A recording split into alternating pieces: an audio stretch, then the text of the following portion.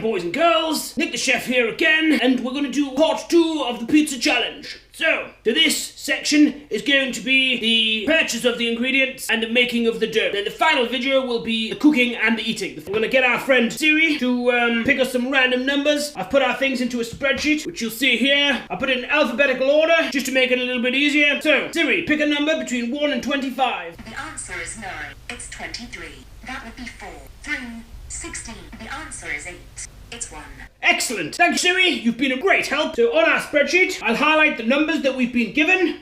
Okay, so we'll turn it to you and go down. So we've got baked beans, birthday cake, celery, cheddar cheese, gummy worms, and tomato. So not to overload it, that's what we're going to go with. Sounds like a disgusting combination, but Siri chose it, you chose it, and I'm going to eat it. I now have to go and buy all of those ingredients, but before that, we're going to go and make the dough. So follow me into the kitchen. Okay, so we're just about to make our dough. So we need a bowl, we need some scales. I'm going to turn them on. I'm going to put on the scales. We're going to add in 300 grams of flour. 300 grams of flour. So into this, we're going to give it a little bit of salt.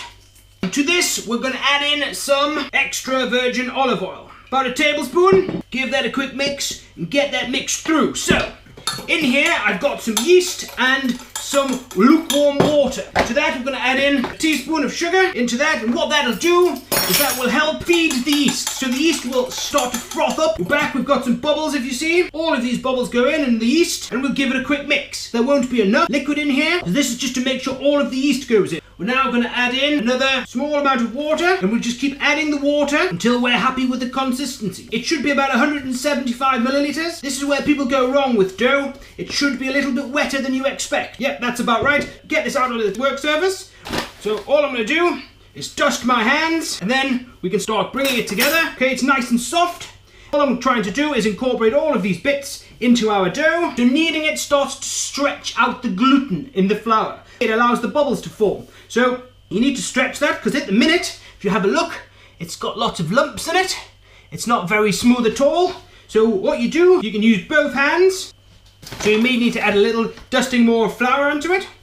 So as you're going, just sort of incorporate it in. So at this point, it's starting to look very smooth. You want to start making it into a ball. And what will happen is the smooth area will stop the carbon dioxide bubbles that are created by the yeast from escaping. So we need to set it aside for a while and allow it to rise. So I've oiled into the bowl that we made it in. And then we're going to drizzle a little bit of olive oil over the top to stop it from drying out. So if I have a look, put it somewhere warm. We're going to let it rise for about 45 minutes and then we'll come back. Okay, so the dough has risen. We're going to dust a little bit of flour onto our surface, get it out like this. So just chop it in half a little bit. All we're going to do is reshape it.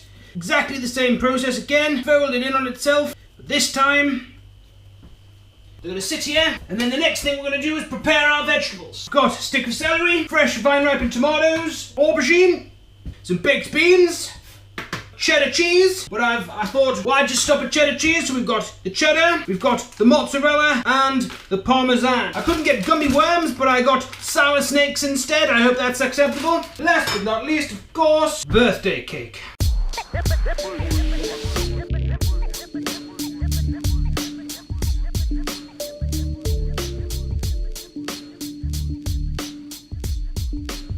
Next, we'll go with the aubergine.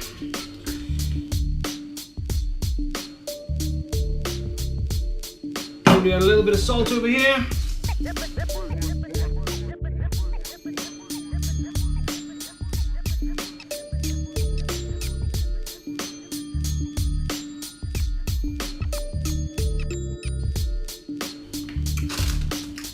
Oh, they are quite sour as well.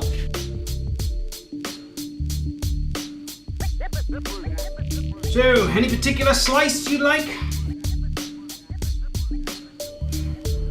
Now I have to say, all of these ingredients don't really faze me, but this one does. Okay, so we're back. Probably notice I've cooked up some of the aubergine, the celery, and the tomatoes, and we're going to do our pizza dough now. So, what I like to do is I like to create a bit of a crust, and then we push out from the middle, like so. What we're trying to do is kind of stretch the dough out.